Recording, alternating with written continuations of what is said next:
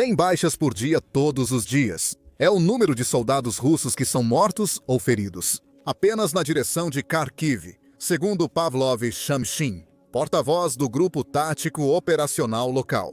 Isso é algo entre 8 e 10% do total de perdas diárias russas em toda a linha de frente.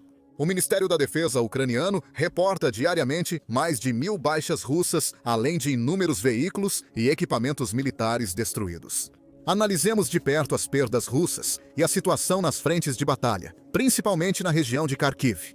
Em 16 de junho, o Ministério da Defesa ucraniano divulgou os números diários de perdas russas. Estes incluíam 1.170 soldados mortos ou feridos durante o dia anterior.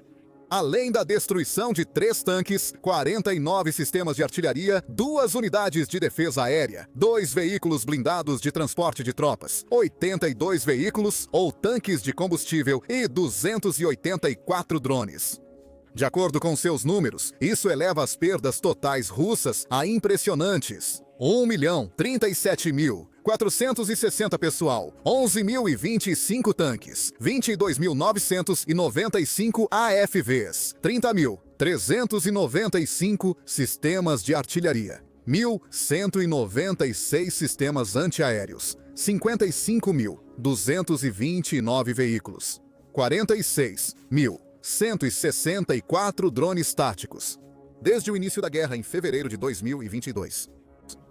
A Ucrânia não conseguiu adicionar aos 421 aviões, 340 helicópteros, 3.491 mísseis de cruzeiro, 1.440 sistemas de foguetes de lançamento múltiplo, 28 navios de guerra, 3.932 unidades de equipamento especial e um submarino relatados anteriormente como destruídos. Esses são números impressionantes por qualquer padrão. Apesar disso, segundo Shamshin e a maioria dos analistas, os russos seguem avançando. As forças russas perdem cerca de 100 mortos e feridos diariamente apenas diante de nós. Isso equivale a quase uma companhia e em uma semana ultrapassa um batalhão. Porém, isso não os detém, afirmou Shamshin. Ele acrescentou que o exército russo inevitavelmente enfrentará o conceito de exaustão. E quando acontecer, os russos provavelmente terão uma surpresa, esperançosamente muito desagradável. Por um lado, essas declarações falam sobre a tenacidade da defesa ucraniana. No 4º ano de uma guerra de atrito contra um inimigo muito maior, as forças armadas da nação destemida ainda conseguem manter sua posição e infligir sérias perdas ao adversário. Por outro lado, eles falam sobre o maior problema da Ucrânia. Apesar das enormes perdas em mão de obra, armamento e equipamento, o exército russo ainda mantém grande vantagem numérica nessas categorias. Em uma guerra de atrito, a matemática determina que o resultado final raramente favorece o lado com menor número de combatentes. Com o tempo, o lado menos abastecido tende a se desgastar. Em muitos aspectos, é nisso que a guerra se transformou. Qual lado será desgastado primeiro? A estratégia da Rússia é um desgaste em 3 frentes, como discutiremos adiante. A Rússia está usando sua superioridade numérica em tropas e equipamentos para pressionar as defesas ucranianas ao longo dos 1.600 quilômetros da linha de frente, tentando espalhá-las ao máximo. Em janeiro, o presidente ucraniano Volodymyr Zelensky disse que a Rússia tinha 60 mil tropas ativas dentro da Ucrânia. O exército ucraniano tinha 880 mil soldados, mas possivelmente apenas 2/3 estão disponíveis para servir na linha de frente. Muitos servem em funções especializadas na Marinha, Força Aérea, ou estão envolvidos em planejamento, logística, treinamento e outros papéis auxiliares dentro do país. Em segundo lugar, está tentando desgastar gradualmente as defesas aéreas da Ucrânia com enxames de drones em massa quase todas as noites. A Rússia pode estar tendo problemas para fornecer as linhas de frente com drones First Person View suficientes, um fator que contribui para sua alta taxa de baixas. Relatórios sugerem que, apesar dos ataques de drones ucranianos, a principal fábrica em Alabuga, Tatarstan. A Rússia aumentou a produção dos drones Garan utilizados em suas incursões noturnas. Relatos indicam que, mantendo a produção atual, a Rússia poderá lançar até 1.000 mísseis e drones por noite em breve. Nenhum sistema de defesa aérea mundial já enfrentou tal bombardeio contínuo. Portanto, quanto tempo as defesas aéreas da Ucrânia podem resistir a esse volume é uma questão em aberto. Essa pressão nos sistemas de defesa aérea da Ucrânia também é crucial na estratégia russa para exaurir a Ucrânia, esgotando os estoques de armas essenciais da OTAN. Em janeiro, Zelensky declarou que a Ucrânia produzia cerca de 1/3 das armas que necessitava. O restante vem de seus parceiros da OTAN, com estoques e produção finitos e limitados, ao menos por hora. Mesmo com a documentada diminuição de grande parte do arsenal russo a uma taxa maior que a da Ucrânia, a diferença entre os dois militares, sem as armas da OTAN, ainda é desconfortavelmente grande. Segundo a estatista, até 2025 a Rússia manterá uma vantagem de 13 vezes em aeronaves militares, 7 vezes em veículos blindados, 5 vezes em tanques e 11 vezes em sistemas de artilharia e lançadores de foguetes móveis em relação à Ucrânia. A estatista não lista números para drones, mísseis e sistemas de defesa aérea. Quase nenhuma fonte online que rastreia e compara os arsenais de várias nações lista esses sistemas. Há uma clara lacuna no conhecimento público. Como demonstrado pela guerra na Ucrânia e os conflitos de Israel no Oriente Médio, nos últimos anos, os drones, especialmente os First Person View, que estão onipresentes nas linhas de frente, se tornaram as partes mais cruciais do arsenal moderno. Nessa área, a Ucrânia possui vantagem numérica e tecnológica sobre a Rússia. A Ucrânia já tem capacidade de produzir 5 milhões de drones por ano, possivelmente 5 vezes mais que a Rússia, segundo relatos. Porém, para sistemas de defesa aérea e mísseis, 2 armamentos essenciais, a Ucrânia depende significativamente de seus parceiros para um fornecimento adequado. A Rússia espera que, eventualmente, os membros da OTAN cheguem ao ponto em que continuar fornecendo armas para a Ucrânia significará comprometer sua própria segurança além dos níveis aceitáveis. E parem. De muitas maneiras, a Ucrânia e as nações ocidentais que a apoiam estão tomando a mesma aposta, mas oposta. Esperam que a Ucrânia possa, gradualmente, desgastar o exército e o arsenal russo até o ponto em que a melhor aposta da Rússia seja buscar um fim para o conflito na mesa de negociações em termos desfavoráveis. Idealmente, o exército russo deve estar tão esgotado que invadir outras nações europeias não seja mais uma ameaça crível. Ou ainda, a tensão na Rússia, devido à contínua degradação de seus homens, máquinas e economia, levará ao colapso do regime.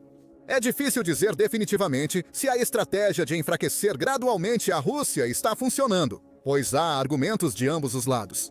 Talvez o antigo ADAJ, a Rússia nunca é tão forte quanto parece. A Rússia nunca é tão fraca quanto parece. Atribuído a figuras como Winston Churchill e Napoleão Bonaparte, soa mais verdadeiro aqui.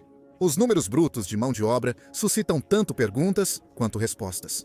Se os números da estatista estiverem corretos e a Rússia tiver um exército ativo de cerca de 132 mil, mas já sofreu mais de 1 milhão de baixas, de onde vêm os 60 mil supostamente lutando na Ucrânia?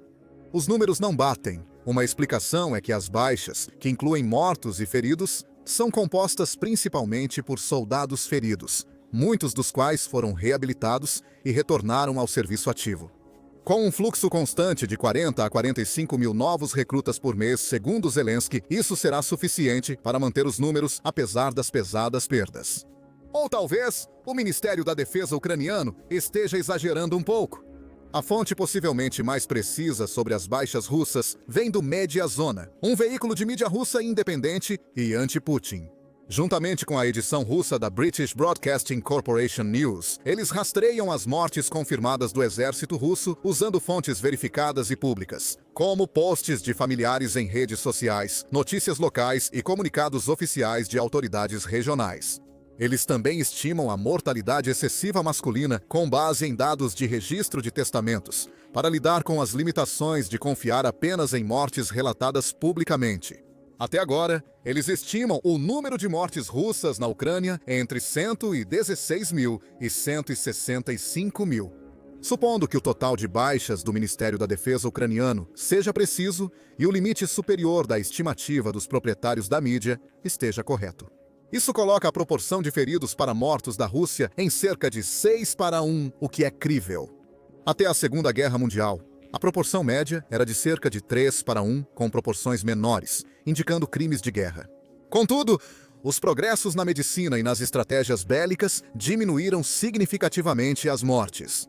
Na Guerra do Iraque, os Estados Unidos da América alcançaram uma proporção entre 10 e 17 para 1. Então, é crível que a Rússia, com instalações médicas inferiores às dos Estados Unidos da América e táticas de moedor de carne no campo de batalha, esteja em torno de 6 para 1. O problema para a Ucrânia é que, mesmo com mais de 1.000 baixas por dia, a Rússia tem conseguido tapar os buracos e continuar a moer, como Shamshin sugere. Mas o mesmo se aplica à Ucrânia. Diariamente, o Ministério da Defesa russo reporta as perdas ucranianas de forma similar ao seu homólogo. Em 15 de julho, relatou um total de 1.030 baixas ucranianas. Isso incluiu até 180 militares ucranianos, 5 blindados de combate, 6 veículos motorizados e 8 peças de artilharia, contabilizado pelo grupo de batalha Seva ou Norte, responsável pela região de Kharkiv. Se esses números forem precisos, o que é incerto, as perdas ucranianas nessa direção teriam sido 80% maiores que as russas no dia. A Rússia relata números semelhantes diariamente, e os problemas de mão de obra da Ucrânia parecem ser muito mais graves do que os russos. Por enquanto, os generosos salários e benefícios oferecidos aos novos recrutas do exército têm poupado Putin do tipo de mobilização dura que Zelensky foi forçado a implementar. Segundo a Media Zoner, a maioria dos soldados russos mortos vem de regiões periféricas e cidades regionais, e não de grandes centros como Moscou e São Petersburgo. Os números mais altos vêm de lugares como Tatarstão, Ekaterimburgo, Chelyabinsk, Saratov e Orenburg, onde o salário do exército supostamente é suficiente para tirar famílias inteiras da pobreza. A única campanha de recrutamento, ordenada por Putin até agora, que trouxe 30.000 recrutas, no final de 2022, causou a fuga imediata de 500.000 a 1 milhão de trabalhadores altamente qualificados do país. Com cerca de 2 milhões de soldados na reserva, Putin evitou, por enquanto, outro desastre como esse. Infelizmente, o mesmo não pode ser dito sobre a Ucrânia. Os verdadeiros números de baixas da Ucrânia são ainda mais furtivos do que os da Rússia. Em fevereiro, Zelensky afirmou que 46.000 foram mortos e mais 390.000 feridos em campo de batalha. Em setembro, o Wall Street Journal estimou 80.000 mortos e 40.000 feridos, o que Zelensky contestou. Esses números coincidiram com a estimativa do Economist em novembro de entre 60.000 e 10.000 mortos e 40.000 muito feridos. Para continuar lutando, isso reduziria as perdas da Ucrânia a 1/4 ou metade das perdas russas. É surpreendente, já que as linhas de frente têm avançado para o oeste há meses. Seu palpite é tão bom quanto o nosso.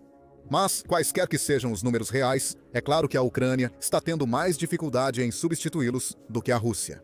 Segundo relatos, a conscrição voluntária esgotou-se, obrigando o Estado a adotar medidas mais severas para manter suas fileiras preenchidas. Centenas de vídeos online mostram agentes da TCC capturando homens das ruas ou casas, jogando-os em vans, com alguns sendo brutalmente espancados.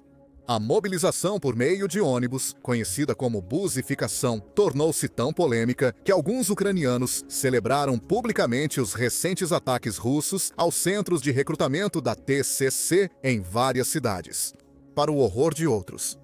Alguns comandantes ucranianos também reclamaram que os mobilizados à força não estão motivados para lutar e frequentemente desertam na primeira chance.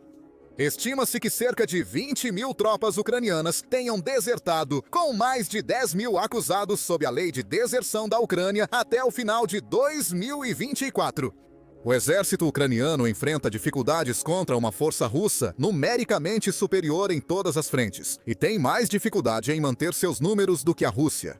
Assim, o exército russo segue avançando lenta e sombriamente rumo ao oeste. Em junho, capturou mais 215 milhas quadradas, aproximadamente o tamanho de Chicago.